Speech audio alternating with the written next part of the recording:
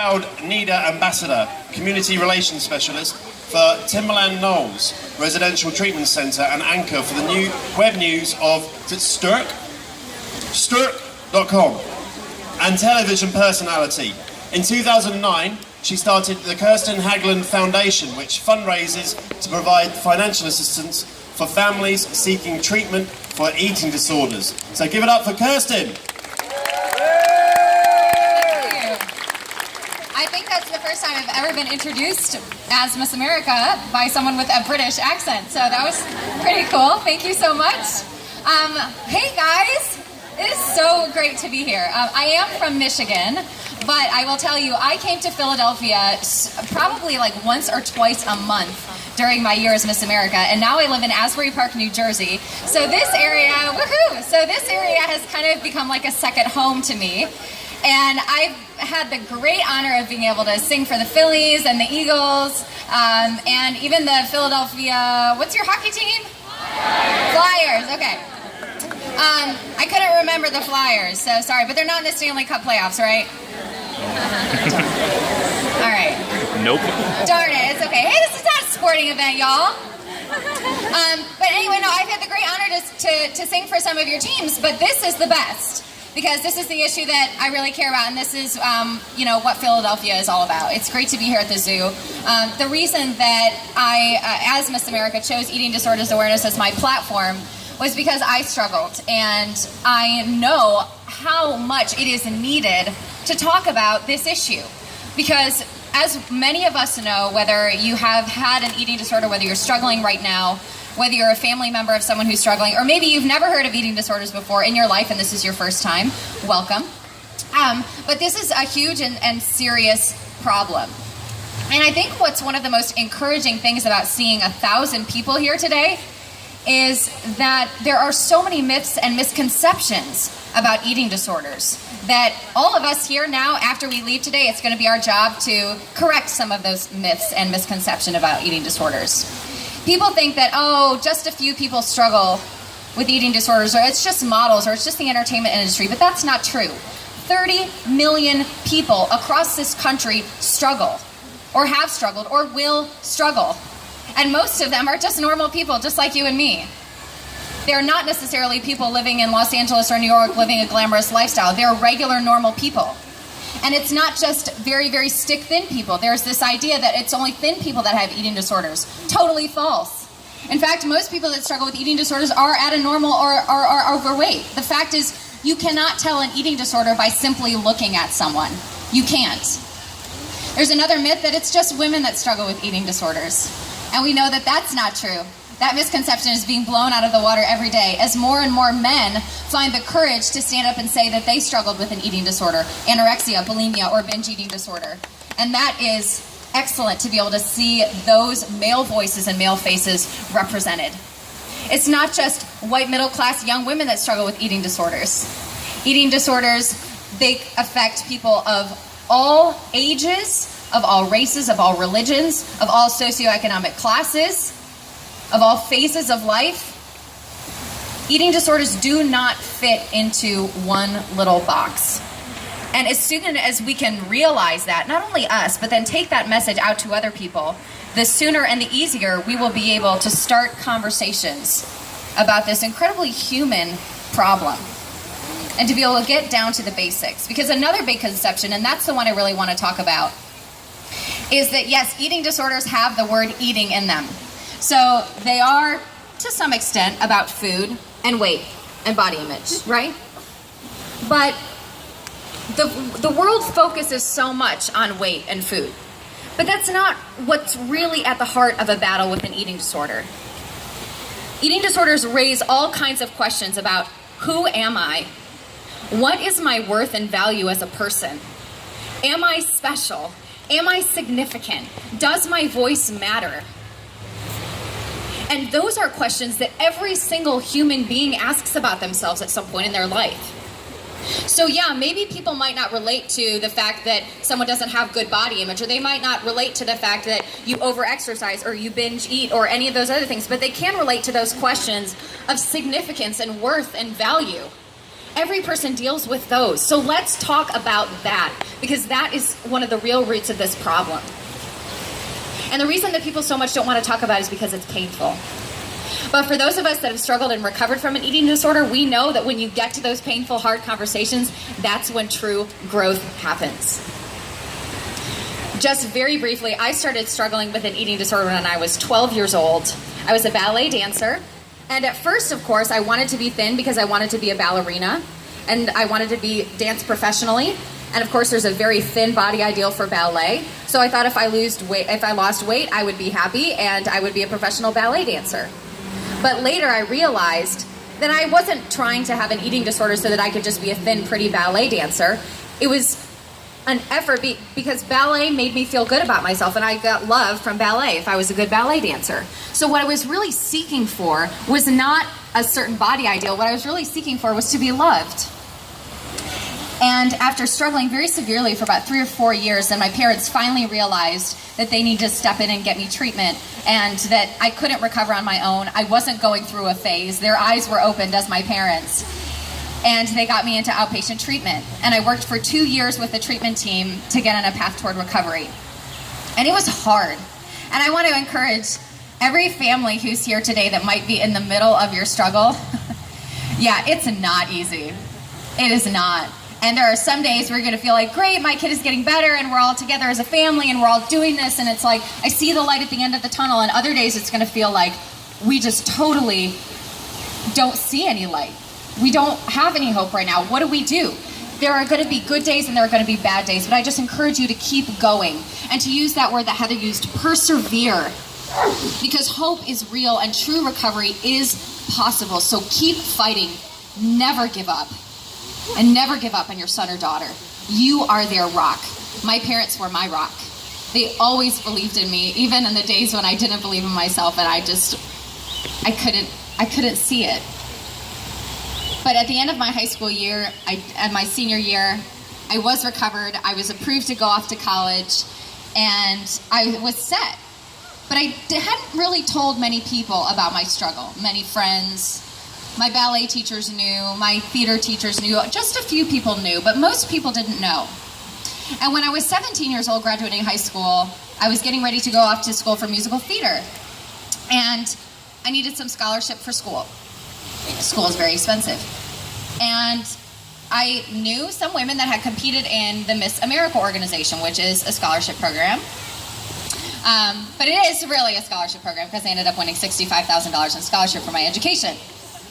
But I knew some girls that had competed in this program, and I thought, I'll just compete in a local title, and I'll maybe win a couple $100s for school, and I'll move on with my life, and it will be great. I'll get some scholarship, no big deal, I'll move on.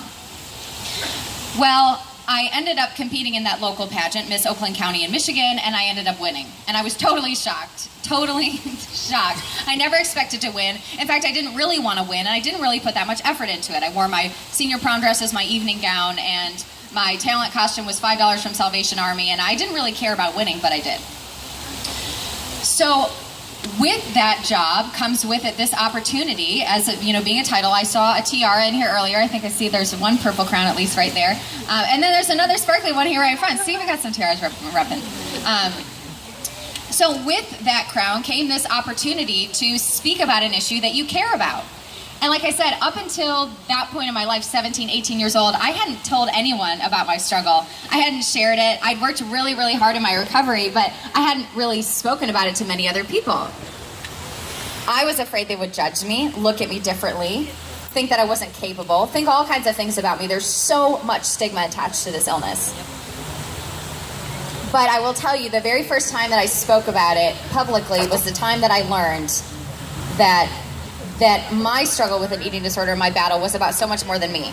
And that came at it was at a Rotary Club meeting, and I was speaking to a bunch of businessmen, right? So probably the least vulnerable, open, environment to share a major struggle with a behavioral health issue, right? Probably not exactly the kind of audience you would think would be super receptive. But maybe that was my own judgment and my own perception problems. Anyway, I said, I'm Kirsten Haglund, I'm Miss Oakland County, and this is a little bit about what I do, and my platform is eating disorders. And I had originally chosen it as that, thinking that I could just share about being in the ballet world and say that I knew a lot of people who had struggled. But I don't know what came over me, and I think it was just because I was not an experienced speaker at all at that point. But I said, and I chose this issue because I struggled. And then I immediately realized what I said. And like my face got red and all the blood rushed up into my head and I was like, oh my gosh, what did I just do? And then I had to explain myself. And I just ended up totally off the cuff, and I'm sure very, not articulately, not eloquently, and I didn't talk for very long, but I just poured my heart out to this audience of businessmen.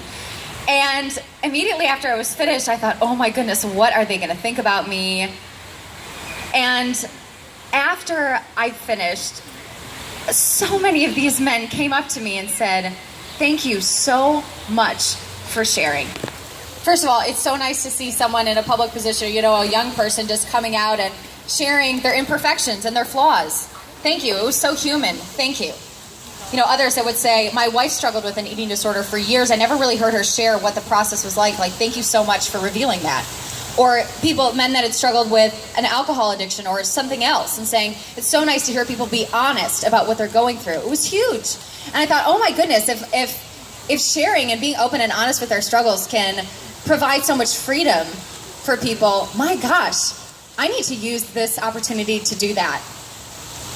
So after my year as Miss Oakland County was over, I went to Miss Michigan. I also wasn't planning on winning, never expected to, and I accidentally won Miss Michigan, and then I went to Miss America, and I accidentally won Miss America. So that was how I ended up here.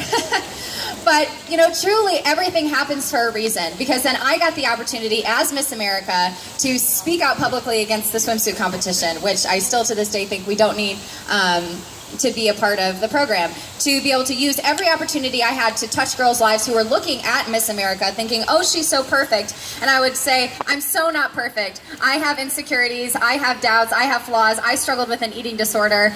And then I would do things like, at one point, I had a baby tooth that fell out, and I had no adult tooth, so I had like a tooth on a retainer, a flipper. Many people have had this, but I used to flip out my tooth for these young girls to be like, hey, you think I'm Miss America? You think I'm perfect?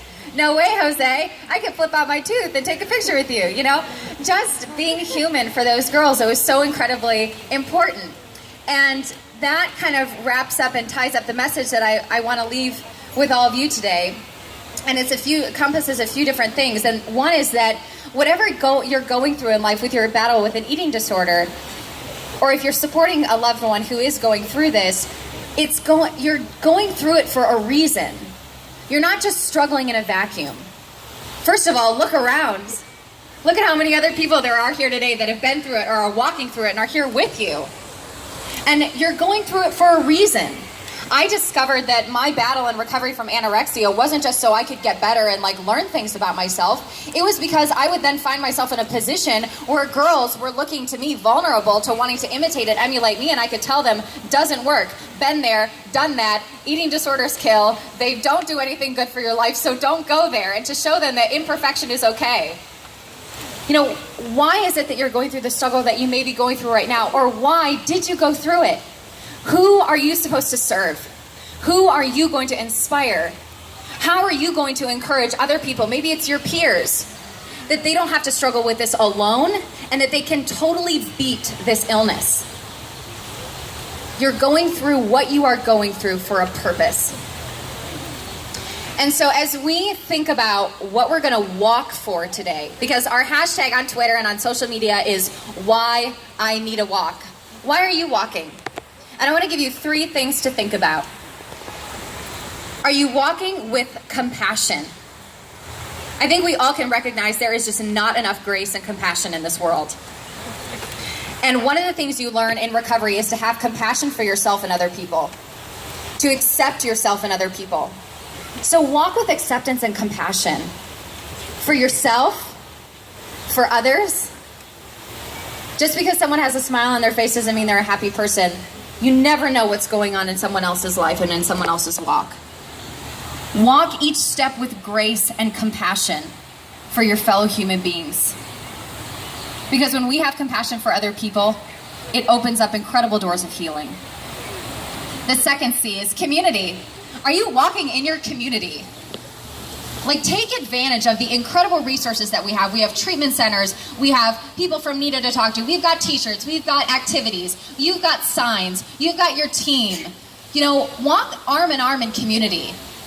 And don't let that go away once you leave here. Use social media. Use your networks. Use your blog. Use opportunities at work to take this community that we are experiencing today out to the rest of the world. Our advocacy and our inspiration, what's going on here, does not end when you walk out those gates that you walked in. As you walk, take this community out and don't leave the same person that you came in. And the last C is walk with courage. Because it is not easy to fight this fight. We all know it. It takes courage. It takes courage to keep fighting. It takes courage to believe that life on the other side of recovery is so much better than life inside of an eating disorder. It takes courage as a family member to support. It takes courage to stand up and challenge the status quo about the way that the media presents women and human beings. And I'll leave you with a story. When I was Miss Michigan, I had to participate in a reality television show that was going to air on TLC before the pageant. It was 52 girls all in a house. They pitted us against one another. It was the stupidest thing I've ever done. But it was good for just a few reasons. And the most important one was that at the end of the show, we were all getting makeovers. And Miss California, my good friend, was getting her hair chopped off. She had super long hair, and they told her she needed to chop it to get a bob. And that's a big deal if you've had long hair all your life. So Miss California was really nervous. And what they do in a reality show is, they send around a crew of guys, you got your camera guy, your sound, your audio, all your people listening to all your conversations. And then once you say something that is going to be a great soundbite or is going to sound good in the reality show, they'll say, wait, stop. All right, do that again. They'll set up the shot again and they'll get that conversation on tape. So we were all eating dinner right before we were about to get our hair cut. And Miss California came over and we said, come on, sit down and join us. We're all eating, She said, oh, no, I can't eat. I don't eat when I'm nervous. And now Miss California did not have an eating disorder, but that's what she said. Well, the director who was following us around heard her say that comment. And that fits perfectly into the pageant stereotype, right? Oh, no, I don't eat when I'm nervous. And I knew they were like, oh, that was a great line. Let's set up that shot and do that again and we'll get that on camera. And I'm thinking, no. Because little girls are going to be watching this show. And I don't want them to hear that message. That's going to stick in their mind. They're going to learn. They're going to learn girls don't eat when they're nervous. No, that's not true. I don't want them to hear that. I don't want them to learn that. And they're starting to set up this shot. And I'm seeing myself here like, oh my gosh, I need to say something. And I was 18 years old. I really didn't have very much courage. I didn't know what to say. I'd never been on a set before. So I just was like, all right, if now's the time to have a voice and stand up and do something, it's now. So I muscled up my courage and I walked over to the director who I hadn't talked to this entire 4 weeks of filming. And I tapped him on the shoulder and I said, excuse me. I'm Kirsten Haglund and I'm Miss Michigan and my platform is eating disorders and I don't think you should tape that. I didn't really know what else to say. And he kind of looked at me like, who are you? But he was like, okay, thanks for sharing, but we're going to tape it. And he continues to set up the shot, and they're going to put this on. And I'm thinking, oh, darn it. Okay, got to be stronger, Okay, so I go up again, and I said, excuse me. I'm Kirsten Haglund, and I'm Miss Michigan, and my platform is Eating Disorders Awareness, and I really don't think you should tape that because I don't want girls to hear that message. And he looked at me again and kind of went, he said, fine, Michigan, we won't tape it. And he didn't tape it. And so I walked away and I'm like, yes, this is awesome, right? I was so excited. But the even cooler thing is that, first of all, that message didn't get on the show, which was awesome. But at the end of filming, we had our closing interviews, and I had a private interview with Art. And after he got my closing little thoughts about the show, he said, come here, I want to show you something. And he brought out his digital camera, and he flipped it around, and he showed me, scrolled through his pictures. He says, this is my daughter. She's 8 years old. And my wife struggled with an eating disorder. She was a dancer. For 10 years, she was bulimic. And I really never thought about what she went through, and I didn't think about my daughter watching this show, but my wife struggled. I don't want my daughter hearing that message. And I didn't even think about that until you said something. So thank you. And that was it then. We moved on, and I haven't seen him ever since. But, you know, thank you. But, like, you know, it's those small moments, and I wasn't Miss America yet. I was a nobody. I'm still a nobody. I'm just a normal girl, you know. But just in that moment, life is going to present you with moments to speak up, to use whatever voice that you have. People might look at you and be like, who is that person? But speak up, stand up, and don't give up if someone doesn't listen to you. Have courage to challenge the status quo, because it makes a difference, and it is making a difference. And every single year, I see signs on Capitol Hill working with NEDA, you know, working at a grassroots level with people that are standing up against the fashion industry and all these different industries to use their voices. So use your voice. Walk with compassion. Walk in your community. And walk with courage. Because with those three things, and standing arm in arm with one another, we can totally beat this illness. And we can show people that there is life and there is total freedom from eating disorders. So let's walk today, Philadelphia. Thank you, guys.